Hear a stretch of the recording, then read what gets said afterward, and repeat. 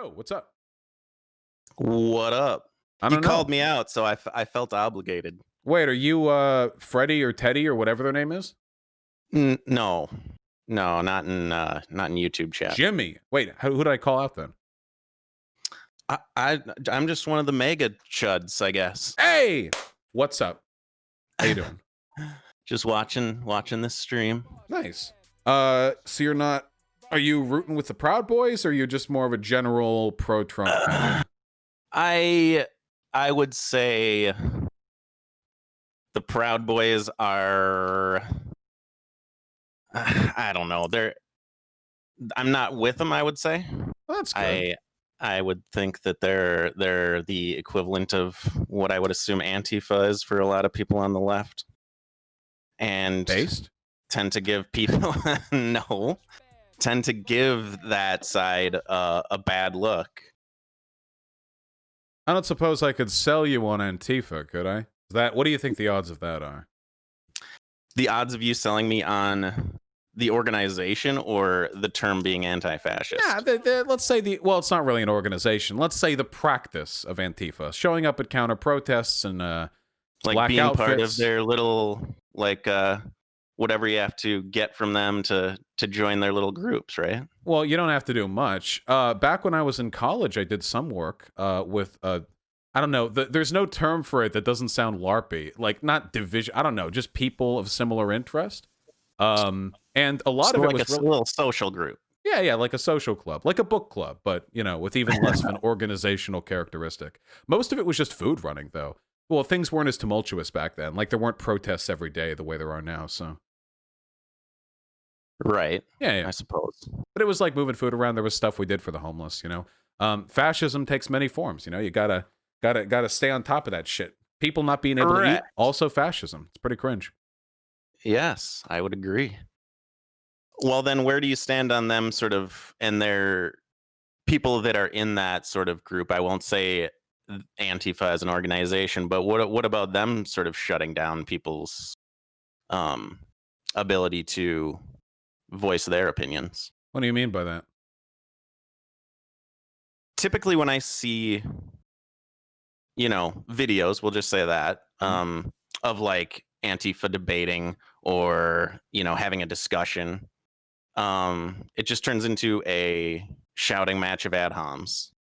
Yeah. And then, well, at a protest, you're never going to have like a proper debate, right? Like even with the best intentions, like if you go to a protest, you're never going to get a good back and forth. It's usually just going to be shouting slogans over a shield wall. So then what are they protesting for? Well, usually Antifa shows up to counter protest like a fascist organization. So a lot of people's opinions on Antifa were cemented back with like the Milo Yiannopoulos shit because they were associated with stuff at Berkeley and some other attempts to like shut down campus presentations. But most of what they've been doing is just like if a group like the Proud Boys or Patriot Prayer or other groups that are pretty overtly fascist show up in an area, they like to show up and counter protest. I don't necessarily think Antifa does a great job of repping the left because I think America's not in a position to see their actions as legitimate or justified. So maybe some, I don't know, optics work could be done. But in terms of like their sentiment, I think for the most part, they're pretty on point. I would think some of them are, sure. And I think some of them have this like righteous vision of what they want.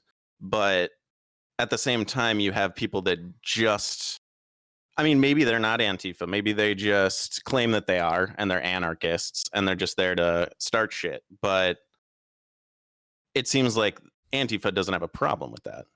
Well, it's really hard to say because, again, there are no card-carrying Antifa members or anything, but generally, I think wanton destruction is really frowned upon, whether you're talking about, like, liberal BLM types or Antifa types.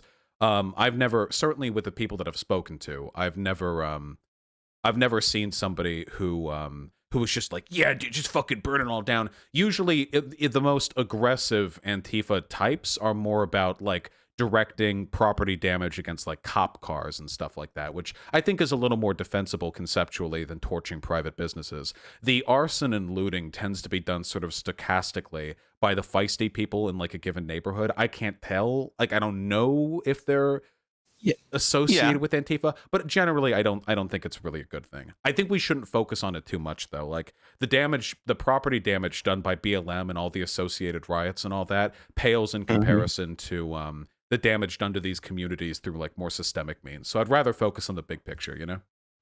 Okay. I hear that, but at the same time, like listening to some of your other streams or maybe like debates with Destiny, Mhm, it seems like you were very adamant about Kyle Rittenhouse, even just him being there, mhm. sort of enticing violence from other people. And don't you see where Antifa does that same exact thing? Yeah, Whether or well, not they want to, it depends on the them just context of being their arrival, right? I think there's a big difference between Antifa showing up alongside like a protest, like a BLM protest, and like militia groups moving to other areas to wander the streets with open carry guns. I think there's a big difference there with like the implicit threat of violence, you know? so if Kyle was concealed carrying, he would have been okay. I think Kyle concealed carrying probably would have lessened the perceived threat level. Yeah. The last thing that you want to do at protests like this is escalate violence because if you do, things quickly cascade into like a reciprocal chain of justified violence and a bunch of people get hurt. And the law typically comes down in your guys' favor because cops and the DA tend to be a little bit more punitive towards like Antifa or anarchist types. So it's generally not in our best interest to exacerbate violence, especially to a lethal level. Um, yeah, but I would say if he was concealed carrying, I would probably be a little more sympathetic. I don't think much of people who open carry to like exacerbate the threat level there. Did you really quickly, I know I talked for a bit. Early on in the BLM protests in Seattle, there was a clip that went around where a BLM guy got a gun that was out of a police car and he was Yep. immediately disarmed by a bodyguard of a journalist. And Yeah. I thought that was a very responsible thing for that bodyguard to do because the last thing you want at these protests is some dumb fuck wandering around with a rifle, you know, just needlessly escalating violence, accomplishing nothing. I thought that was a good thing. But that guy was open carrying. Well, he stole the gun from a cop car, so I mean, I guess No, that's he was a security and he was open carrying before he had that gun. the one who stole the gun.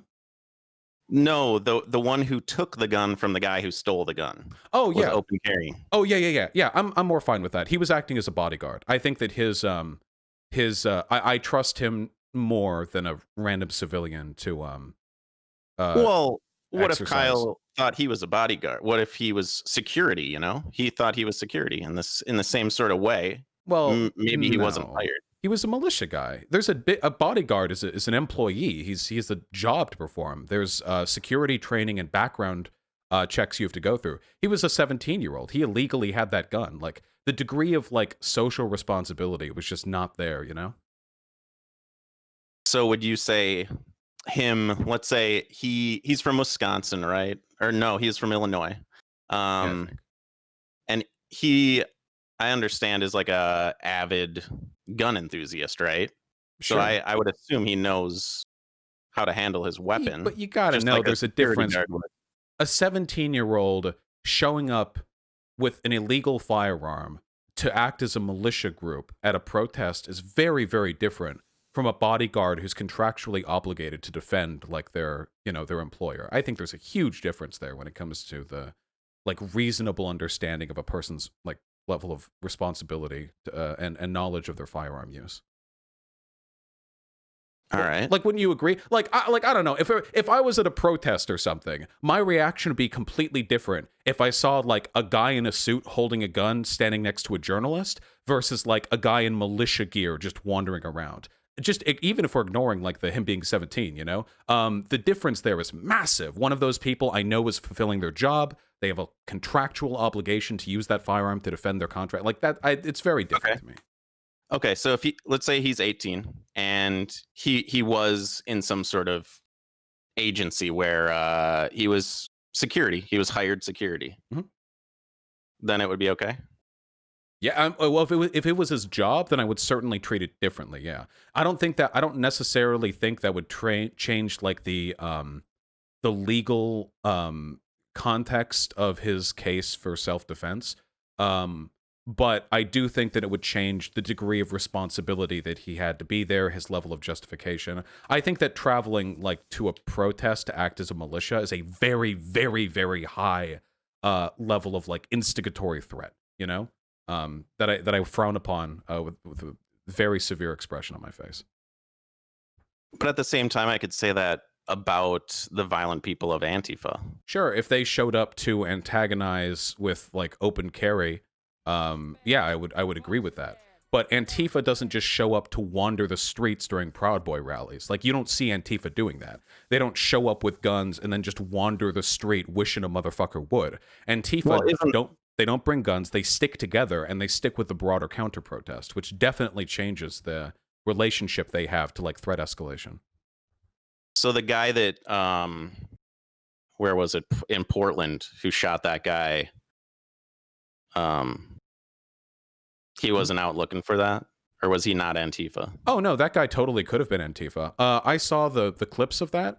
I don't know whether or not he has a legitimate self defense case. He's dead now, so it doesn't really matter, I guess. Mm. I don't know if we're going to get more information out of it. There's no reason to investigate now that both of the people involved in the incident are dead. But assuming that wasn't a justified act of self defense, which is very possible, I'd say that was bad. Yeah, but I don't think that's representative of Antifa as a whole. And I can condemn that guy just like you can Right. condemn Kyle Rittenhouse.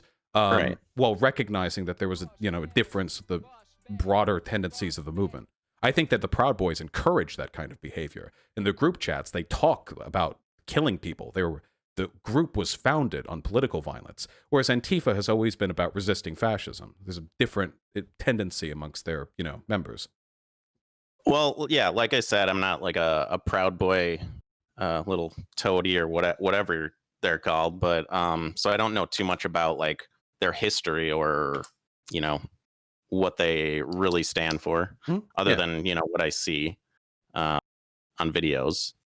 But to me, it seems very, very much like Antifa, where it's like we see Antifa, punch an Antifa, or we see a Nazi punch a Nazi. That whole thing. Yeah, I think that's how it looks to a lot of people. I don't mean that diminutively.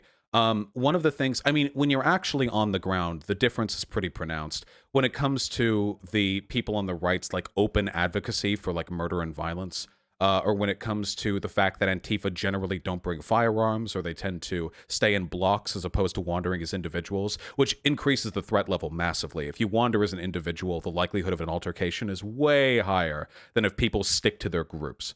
But there are differences. I think, like, on the whole, we have to recognize that protests tend to get really, really dicey.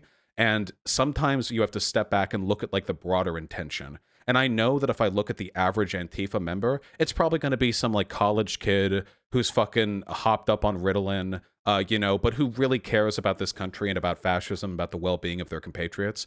But when it comes to the Proud Boys, like, these motherfuckers are out here 1350ing each other in their group DMs. I don't think much of the character or the intention of these people, which makes me, I guess, look at their actions a lot more skeptically. So you're going. Proud Boys is a group, right? Well, yeah, they're an Like an organized group, and Antifa is not. Well, they're right? they're not. Yeah, no, there are like, I mean, different cities have different like chapters, I guess, but there's no top-down structure or organization. There's no way to distinguish between a member and a non-member. It's like a social group, like highly decentralized. Yeah, I mean, I guess I could get some of that, but it doesn't. To me, it doesn't seem like that. It doesn't always appear like that to me. No, I get that. I mean, Um, yeah, it's kind I'm of not hard I'm to not see. down on the ground in it, obviously, but from what I'm seeing, they're both very comparable groups that are on the sort of fringes of each side, and I feel like they're both just painting their side, so people are like, oh, look at that, look at Antifa doing that, or oh, look at the Proud Boys doing that, and it Well, shuts down any discussion I guess I've made because you my can point argument. to extremes. I guess I've made my argument for how they're different. I mean, intentionality matters a lot here, I think. When you look at the leadership of the Proud Boys, these people are largely white nationalist groups. There were some DMs, I think I retweeted this just today, of the former like head lawyer of the Proud Boys who was on Twitter like posting like nooses, like lynching nooses, to black people, calling them N-words and stuff like that. These people are essentially like clanners, just a little bit dressed up for the modern millennium. Whereas most Antifa people, I think, are just progressive lefties who are worried about the former group. To put it another way, um, your average member of Antifa has something to fear from a fascist. I don't think that a fascist has anything intrinsically to fear from an anti-fascist, because the fascist can stop being a fascist, whereas a progressive, I mean, they can't necessarily stop being, gay, trans, an immigrant, a person of color, a woman. Those characteristics that they're impugned for are associated with their birth and their identity. Whereas you can always stop being a bad person. You can always drop the hood. Yeah, I hear you. Yeah. Okay. Anyway, I'm not trying to fucking paint a soliloquy. I appreciate you coming on. By the way, I All really right. do. I guess I'll go probably argue with some of the other folks in my DMs. Is there any meme that you want to hit us with on the way out? No, not really. No. Gotcha. Well, I No, love I'm you. I'm glad to talk to you. It was Gotcha. interesting. All right. Have a wonderful day. Okay. All right, you too. Bye. Bye. That was chill as hell. Okay. Listen, I'm here for that shit sometimes.